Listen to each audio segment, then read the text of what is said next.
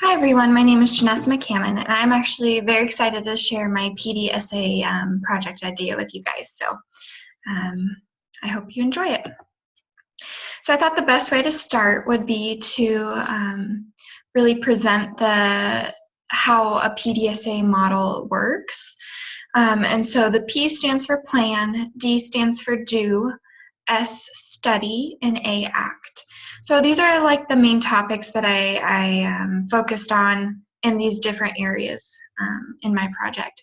So the plan is the problem statement, and really what the issue is, your expected outcomes, who you want to participate, what you need as resources, a timeline of what you're going to do for your plan, and then what data you'll need to be collected for the study phase of the cycle.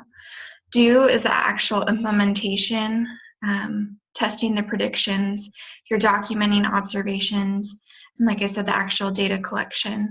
Study is the analysis of that data and analyzing if your expected outcomes were met and then what you learned. And then the act is where we modify and change the plan so we can redo the process with a better outcome. And as you can see to the picture on the right, it really is like a cycle. It goes around and about and keeps going. So here is my plan. So my issue that I saw is specific to my floor in my hospital, and I noticed that a lot of resources are wasted, costing both a monetary cost to both the hospital and our patients. So I wanted to come up with a plan to help reduce those wastes. So my idea was that we would try to preserve linens that weren't being used, capping our IV caps and labeling the IV administration sets so they weren't going to waste. A lot of times I would walk into patient rooms and the labels were not placed on the IV set, so I don't know how old the IV sets are. So a lot of times I will change them. They could be 7 days old, they could be 1 day old, but we don't know unless there's a label. Also returning medications instead of wasting them, because when we waste them, it does charge the patient for that. So I'll talk a little bit more about my plan in detail later, but that's kind of the gist of it. So let's talk about quality and cost variance. So pretty much what this is we're finding an imbalance of the materials versus the actual needed and what is being used, and then the cost as well. So this, an example of this in the problem that I found is material-wise, maybe more linens are being used than actually need to be. And also that affects the price. We're paying more in laundry costs, we're paying more in IV administration sets because they're being wasted. So these charts just show exactly what I talked about, outweighing the actual versus what is being used. Just to give you a perspective, I found an article that said 2 to 3% of a hospital's yearly budget is spent on laundry services. That could be up into the millions of dollars, which is crazy to think about. Also, various websites stated that IV tubing sets cost an average of $7 to $12 for the primary tubing, and then $2 to $3 for the secondary. Just to give you an idea, let's say that we do like the low end of that $7. My hospital has about 500 beds. That's $3,500 just for primary administration sets for those 500 patients. We assume that we get, I don't know, that's, you times it by the amount of days per year, and that's well into the $1 million range that we're spending on just IV administration sets. So of course we want to try to preserve as much as we can, because that's a lot of money in the end. It really tends to add up.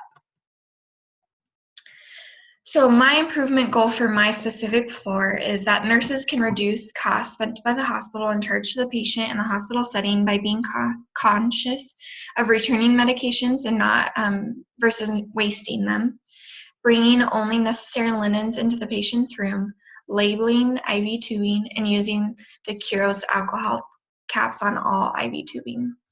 I have a more detailed timeline later, but pretty much the timeline is 24 shifts. I work nights, but overlaps with the day shift a little bit. So I did 3 shifts per week for 4 weeks to total 24.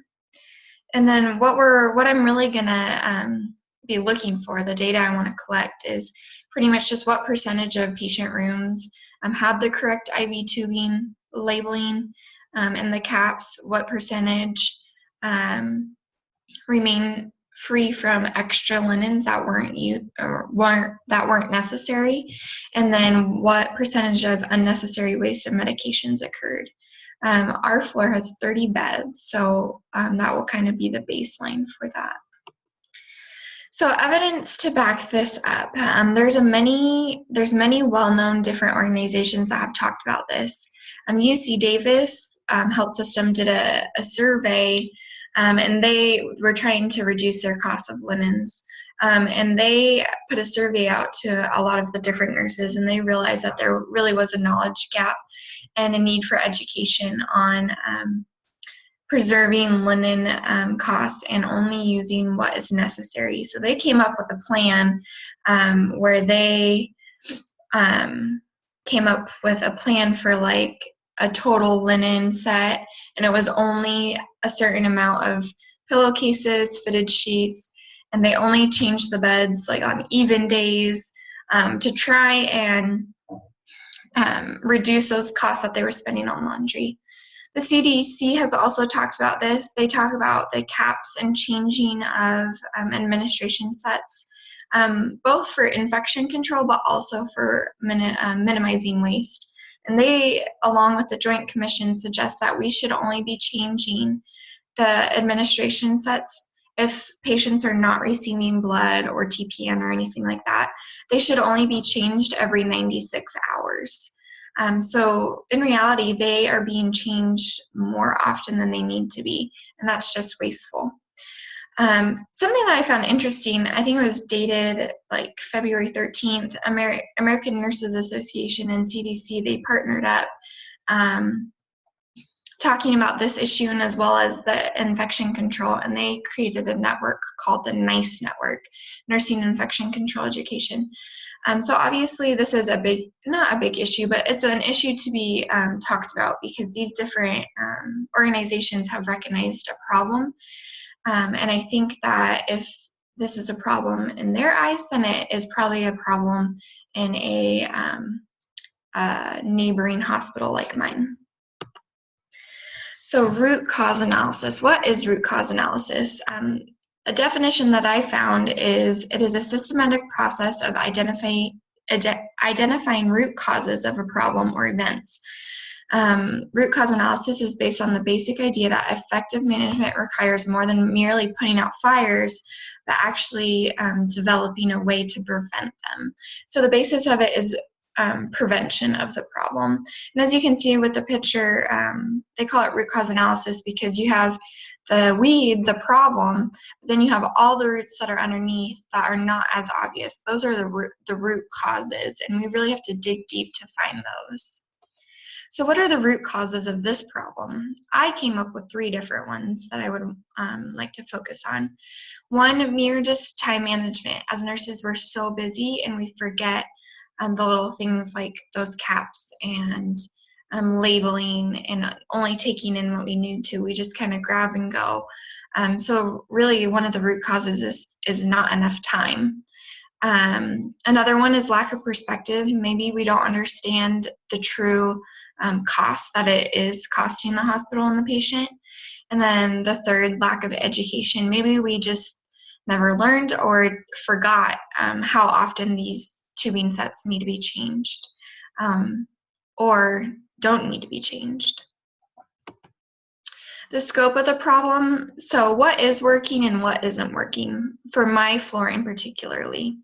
Obviously this issue has been brought up before and it has not changed. So this is what's not working. We need to go about it differently. Something that does work for my floor is repetition, if we bring it up in a teamwork idea, and then of course additional education. which I think is a lot of the root causes for many problems. The stakeholders for this, well, to start, the definition of a stakeholder is a person, group, or organization that has interest or concern in an organization. So for me, I think the stakeholders in this issue are pretty much everyone on the floor. That's nursing staff, patient care techs, because they are responsible for helping with linen changes and things like that. The clinical supervisor, who is on the floor during the days, and then the clinical director, who manages our floor, but a couple other floors as well. So the actual implementation of this. I really liked this picture with the kids really excited raising their hands, because I think that's the kind of attitude we need to have towards this. We need to be excited to participate and to be a part of a change. So each of these different people are involved in the outcome, and we need each of their participations. So that's registered nurses, the director, the clinical supervisor, charge nurses, and patient care techs. We all need to be on the same page and understanding of this issue.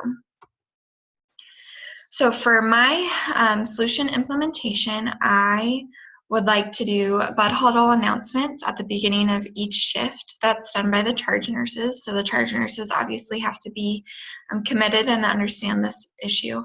We're also going to post, or we did post, reminders of the linens, tubings, and caps in the med room, so all registered nurses can see those.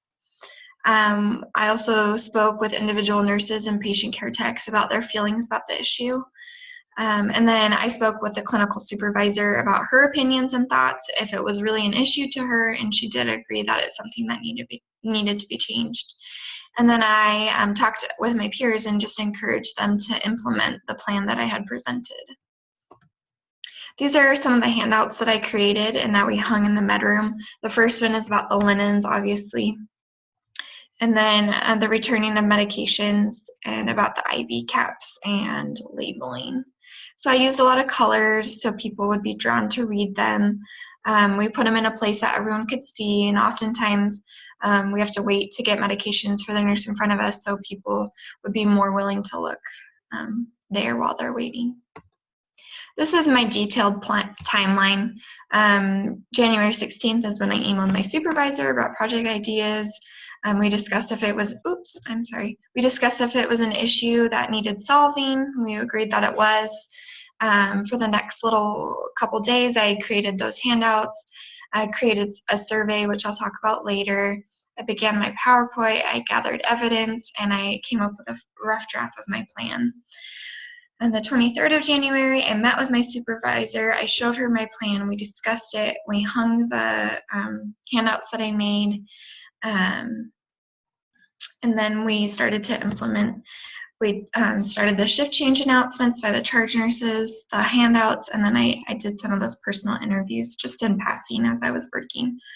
And then from February 19th to 24th, which is this week actually, I analyzed if any improvements were seen. We did the survey, or I did the survey analysis. I discussed with leadership and really thought about if there was any changes that were seen and what needed to be changed for better outcomes in the future. So analysis. So that survey I talked about, I created a survey with a couple different questions, and I asked the nurses to fill this out at the end of each work week, and it's always sometimes or never type survey. I found that often they answered sometimes or never. We really want those to be always. I had the charge nurses and clinical supervisor during their leadership rounds just kind of do an assessment of the room to see if there was any extra linens laying around, if the labels were, or if the IV tubings were labeled, that kind of thing, and they kind of tallied down. And then to analyze if there was medications wasted versus being returned, we really have to access the OmniCell system and compare it to the percentage of medications that were scanned or wasted at the bedside. And that's something that I didn't really figure out how to do. So I need to really talk to the upper management about that before we can do that. Also with the inventory of how many administration sets were used versus how many patients were present on the floor. And that's something I would need to look into a little bit more, but definitely a great analysis tool to see if my plan is working. Here's that survey that I was talking about, and it just, how often did you place screen curls caps on the patient's tubing this week? Always, sometimes, never. On average, how often would you say that you would find excessive linens in your patient's room? Always, sometimes, never, etc., etc. Just very simple. It's anonymous. I just kind of wanted to get an idea. And that's something I did at the end, but we could do before and after to analyze a change. So the ACT, what needs to be changed for better outcomes?